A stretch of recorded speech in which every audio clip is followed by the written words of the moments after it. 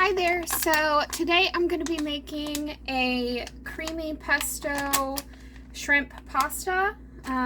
It's fairly simple. It sounds a little complicated, but it's not.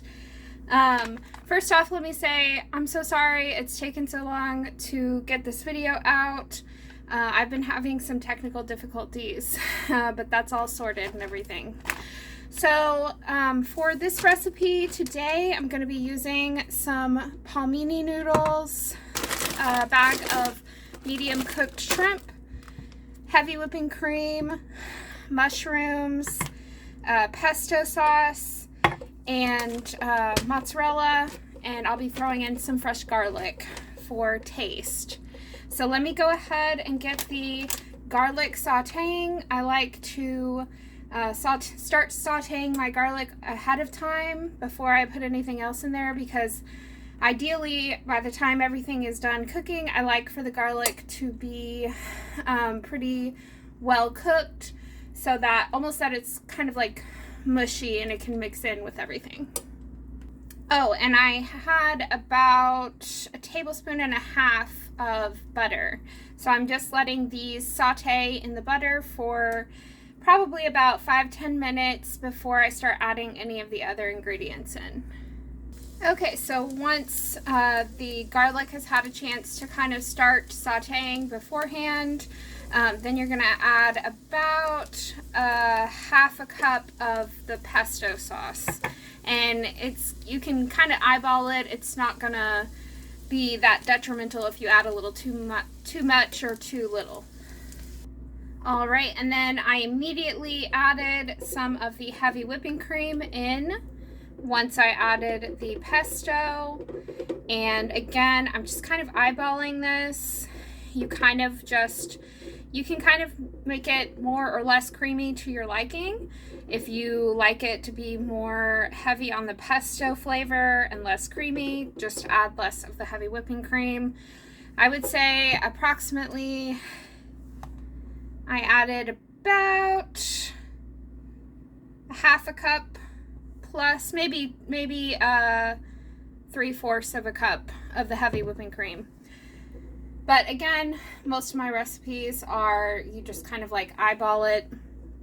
You can't really get them too wrong. So you're just going to let that kind of saute, and then I'm going to start adding in some of the other ingredients. The palmini noodles, usually they need to be drained, unless you get some that come pre-drained, but most of the time they need to be drained. So I'm going to go drain those and then throw those in.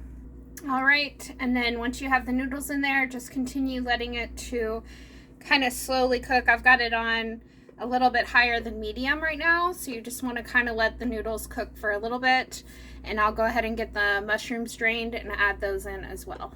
All right, and then once you add all the mushrooms and the palmini noodles, you're just going to let everything kind of simmer together for a little while, and then I'll add the shrimp. The last ingredient is going to be the cheese. All right, and then once it's had a chance to kind of simmer together for a little while, then I'm going to add the shrimp. And you do not have to do shrimp if you don't want. You could very easily substitute out anything else, like chicken would go really well with this. Steak even. You could just make it vegetarian and maybe slice up some large portobello mushrooms to go in there. There's tons of different ways you can modify this to your liking. And I love this meal because it is extremely easy to throw together. That's one of the things I love the most about the palmini noodles. And again, you can substitute other noodles if you have a different preference. You could use zucchini noodles. There's all different kinds of low-carb pastas and noodles that you could sub in for this. It would be very easy to just modify it that way. So now these are fully cooked shrimp, so basically I'm just letting them go ahead and thaw out because they were frozen, and then I'm going to cook off the excess liquid that the shrimp will add. And I absolutely love basil, so I'm going to be adding a little bit of fresh basil. That's optional, but if you're a huge basil lover like I am, this really elevates this dish. And in my opinion, you just can never have too much basil. So I'm going to be just rough chopping a little bit and adding that to that. Okay, so once your sauce has cooked down a little bit and thickened up, I'm just going to go ahead and add some of the mozzarella, and that will help thicken everything up as well. Okay, so I added about a cup of the mozzarella. Again, you can just kind of eyeball it. You can add a little more, a little less, however you like it. Now let me go ahead and plate some up so you can see the final product. Alright, and then here is the final product. And this whole thing probably took me less than 30 minutes to do. So it's a really simple, really easy and quick meal. And like I said, you can substitute different proteins and even make it vegetarian and even add any more extra veggies. Probably like zucchini and squash noodles would work really well with this. So definitely comment down below if you end up trying this, and any modifications that you end up making. I would love to hear about it.